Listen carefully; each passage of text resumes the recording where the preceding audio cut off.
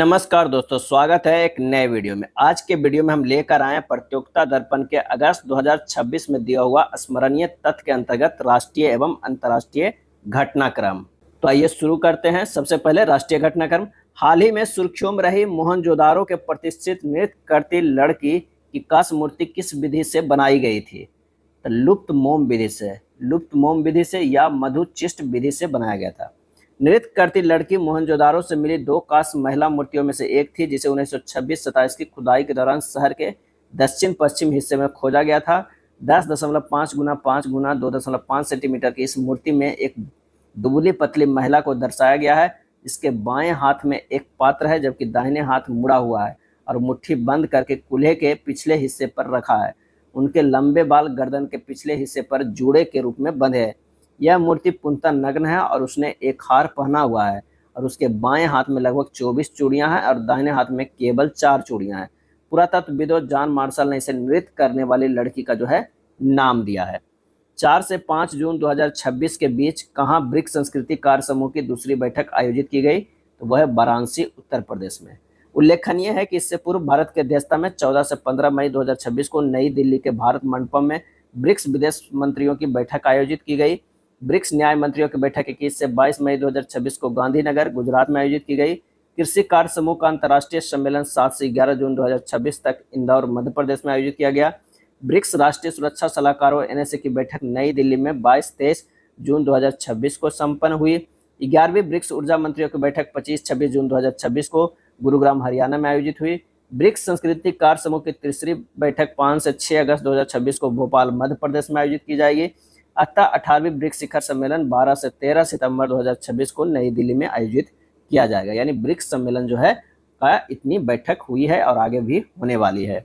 हाल ही में सर्वोच्च न्यायालय की एक पीठ ने सुरक्षित फुटपाथों पर चलने का अधिकार को कैसे अधिकार का दर्जा दिया है? तो वह है मौलिक अधिकार। 19 जून 2026 को न्यायमूर्ति पीएस नरसिम्हा और न्यायमूर्ति एएस चंदोरकर की पीठ ने अपने महत्वपूर्ण फैसले में कहा कि पैदल चलने का अधिकार संविधान के भाग 3 में दिए गए मौलिक अधिकारों का हिस्सा है।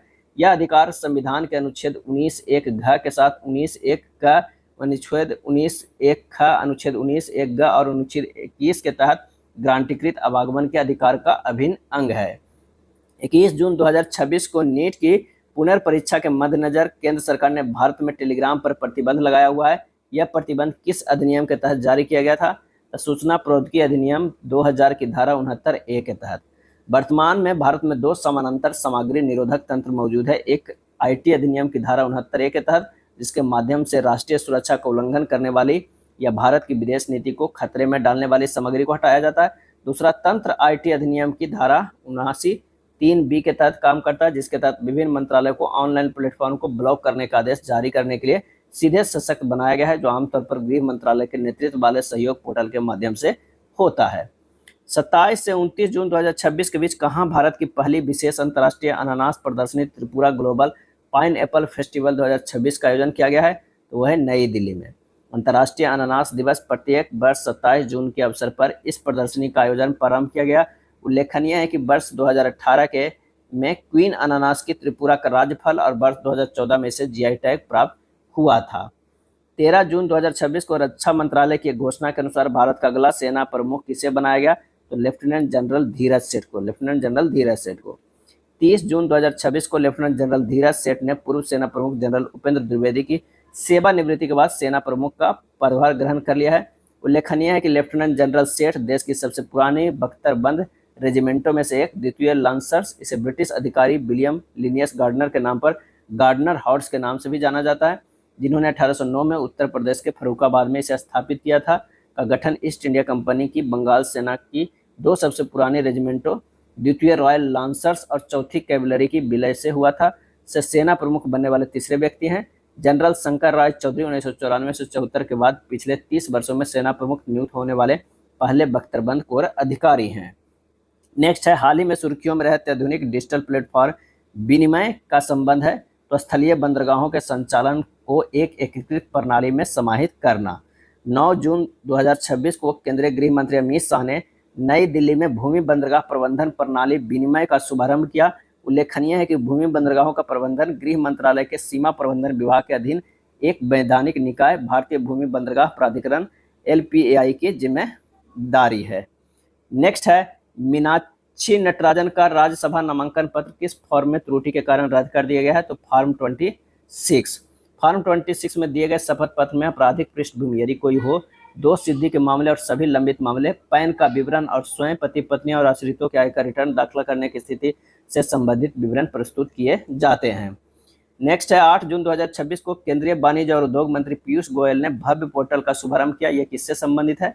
तो देश भर में 100 विश्व स्तरीय औद्योगिक पार्क विकसित करने से है। भारत सरकार ने मार्च 2026 में देश भर में 100 प्लग एंड प्ले औद्योगिक पार्क विकसित करने के लिए 33,660 करोड़ की भारत औद्योगिक विकास योजना भव्य को मंजूरी दी है।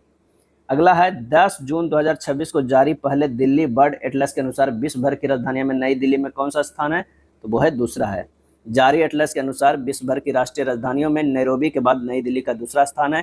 एटलस के अनुसार दिल्ली पक्षी सूची में अब 471 प्रजातियां हैं, जिनमें 22 अन्य प्रजातियां शामिल नहीं हैं, जिन्हें 1975 के बाद से पुनः दर्ज नहीं किया गया है। अब आइए देखते हैं अंतर्राष्ट्रीय। 17 जून 2026 को विश्व मौसम विज्ञान संगठन जो है द्वारा जारी एशिया में जलवायु की स्थिति 2025 रिपोर्ट के अनुसार 1991 से 2025 के दौरान एशिया में तापमान वृद्धि दर 1961 से 90 की तुलना में लगभग कितनी हो गई? वो हो गई दुगनी हो गई। जारी रिपोर्ट के अनुसार वर्ष 2025 में एशियाई भूभाग पर तापमान 1991 से 2020 के औसत से 0.96 डिग्री सेल्सियस अधिक और 1961 से 1990 के आधार रेखा के लगभग 1.9 डिग्री सेल्सियस अधिक था। यह पैटर्न जलवायु परिवर्तन पर अंतर सरकारी पैनल की 6ठी आकलन रिपोर्ट के निष्कर्षों के अनुरूप है, जिसमें यह भी बताया गया है कि भूमि पर तापमान समुद्र की तुलना में तेजी से बढ़ता है। हाल ही में किस देश के राष्ट्रपति पीटर पेलेग्रिनी ने भारत के प्रधानमंत्री नरेंद्र मोदी को अपने देश का सर्वोच्च राष्ट्रीय सम्मान order of the white double cross प्रथम श्रेणी प्रदान किया है? तो वह है स्लोवाकिया। क्या है? स्लोवाकिया। 15 जून 2026 को प्रधानमंत्री नरेंद्र मोदी स्लोवाकिया की राजकीय यात्रा पर है। यह स्लोवाकिया को वर्ष 1993 में स्वतंत्रता, 1 जनवरी 1993 को चेकोस्लोवाकिया को शांतिपूर्ण ढंग से विभाजन हुआ, जिसे मखमली तलाक भी कहा जाता है। इस ऐतिहासिक घटना के परिणाम स्वरूप स्लोवाकिया एक संप्रभु और स्वतंत्र लोकतांत्रिक राष्ट्र के रूप में अस्तित्व में आया। मिलने के बाद किसी भारतीय प्रधानमंत्री का इस देश का पहला दौरा था। स्लोवाकिया राजधानी जो है ब्रातिस्लावा। क्या है? ब्रातिस्लावा मध्य यूरोप में स्थित एक भू आवत देश है। यह उत्तर में पोलैंड, पूर्व में यूक्रेन, दक्षिण में हंगरी और दक्षिण पश्चिम में ऑस्ट्रिया से घिरा हुआ है। यह 2024 से यूरोपीय संघ का जो है सदस्य है। हाल ही में प्रधानमंत्री नरेंद्र मोदी की फ्रांस की अधिकारी यात्रा के दौरान भारत फ्रांस नवाचार रोडमैप को किस वर्ष तक पूरा करने का लक्ष्य रखा गया है? तो वर्ष 2030 तक। भारत फ्रांस नवाचार रोडमैप 2030 का उद्देश्य दोनों देशों के बीच आर्टिफिशियल इंटेलिजेंस अनुसंधान, स्टार्टअप और उभरती हुई प्रौद्योगिकी के सहयोग को मजबूत करना है। यह पहल भारत के विकसित भारत 2047 और फ्रांस 2030 की महत्वाकांक्षी लक्ष्यों के साथ मिलकर काम करने पर जो है वो केंद्रित है। नेक्स्ट है, 17 जून 2026 को पर्यावरण, वन और जलवायु परिवर्तन मंत्रालय और प्रकृति संरक्षण के लिए अंतर्राष्ट्रीय संघ IUCN द्वारा जारी बॉन चैलेंज पर भारत की दूसरी प्रगति रिपोर्ट के अनुसार भारत ने 2011 और 2020 के बीच कितने मिलियन हेक्टेयर खराब और वनों की कटाई वाली भूमि को बहाल किया है? तो वह 21.7 मिलियन हेक्टेयर। बॉन चैलेंज एक वैश्विक पहल है जिसे 2011 में जर्मनी सरकार और प्रकृति संरक्षण के लिए अंतर्राष्ट्रीय संघ IUCN के प्रयासों से शुरू किया गया है। IUCN बॉन चैलेंज के सचिवालय के रूप में कार्य करता है। बॉन चैलेंज के तहत 2020 तक 150 मिलियन हेक्टेयर खराब और वनों की कटाई वाले भूभाग को बहाल करने की प्रतिबद्धता रखी गई है, जिसमें अब 2030 तक 350 मिलियन हेक्टेयर का अतिरिक्त लक्ष्य जोड़ा गया है। स्वीडन स्थित think tank Stockholm International Peace Research Institute SIPRI की रिपोर्ट के अनुसार भारत ने वर्ष 2025 में अपनी सेना पर कितने अरब डॉलर खर्च किए हैं? तो 92.1 अरब डॉलर। सिप्री रिपोर्ट 2026 के अनुसार भारत का सैन्य खर्च के मामले में विश्व में 5वां सबसे अधिक खर्च है। ये पिछले वर्ष की तुलना में 8.9% अधिक है। विश्व में शीर्ष 5 सैन्य खर्च वाले देश क्रमशः अमेरिका 954 अरब डॉलर, चीन 336 अरब डॉलर, रूस 190 अरब डॉलर, जर्मनी 114 अरब डॉलर और भारत 92.1 अरब डॉलर का स्थान है। 5 जून 2026 को न्यूयॉर्क में स्थित संयुक्त राष्ट्र मुख्यालय में महासचिव एंटोनियो गुटेरेस द्वारा इसे संयुक्त राष्ट्र सैन्य लैंगिंग अधिवक्ता ऑफ द ईयर 2025 पुरस्कार से सम्मानित किया है। तो मेजर अभिलाषा बराक भारत को संयुक्त राष्ट्र शांति अभियानों में उत्कृष्ट सेवा के लिए यह पुरस्कार प्रदान किया गया है। उल्लेखनीय है कि मेजर बराक भारत से यह पुरस्कार पाने वाले तीसरे व्यक्ति हैं। उनसे पहले मेजर सुमन गवानी और मेजर राधिका सेन को इससे सम्मानित किया गया था। विश्व आर्थिक मंच के एनर्जी ट्रांजिशन इंडेक्स 2026 में भारत कौन सी रैंक प्राप्त की है? तो 70वीं। जारी सूचकांक में भारत ने पिछले वर्ष के मुकाबले अपनी रैंक में 2 पायदान की सुधार करते हुए इस वर्ष कुल 120 देशों के में 17वीं रैंक हासिल की है। इस सूचकांक में शीर्ष 3 रैंक पर स्वीडन, फिनलैंड और डेनमार्क है। हाल ही में भारतीय प्रशासनिक अधिकारी विवेक अग्रवाल को किस अंतर्राष्ट्रीय संगठन का उपाध्यक्ष चुना गया? तो फाइनेंशियल एक्शन टास्क फोर्स का। श्री विवेक अग्रवाल को इस पद पर कार्यकाल जुलाई 2026 से जून 2027 तक रहेगा। यह पहली बार है जब किसी भारतीय अधिकारी को FATF की उपाध्यक्ष चुना गया है। विवेक अग्रवाल वर्तमान में भारत सरकार के केंद्रीय संस्कृति मंत्रालय के सचिव हैं। हाल ही में भौतिक के क्षेत्र में बुल्फ पुरस्कार जीतने वाले वैज्ञानिक का नाम क्या है? तो जैनेंद्र के जैन। वैज्ञानिक जैनेंद्र के जैन को वर्ष 2025 को बुल्फ भौतिकी पुरस्कार प्रदान किया गया।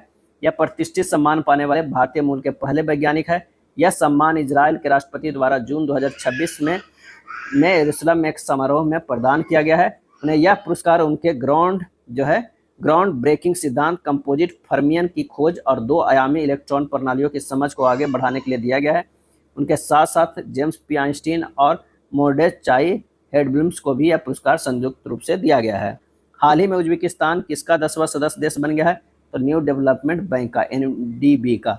ब्रिक्स के तत्कालिक सदस्यों द्वारा वर्ष 2015 में स्थापित न्यू डेवलपमेंट बैंक मुख्यालय शंघाई चीन का उज्बेकिस्तान 10वां सदस्य देश बन गया है।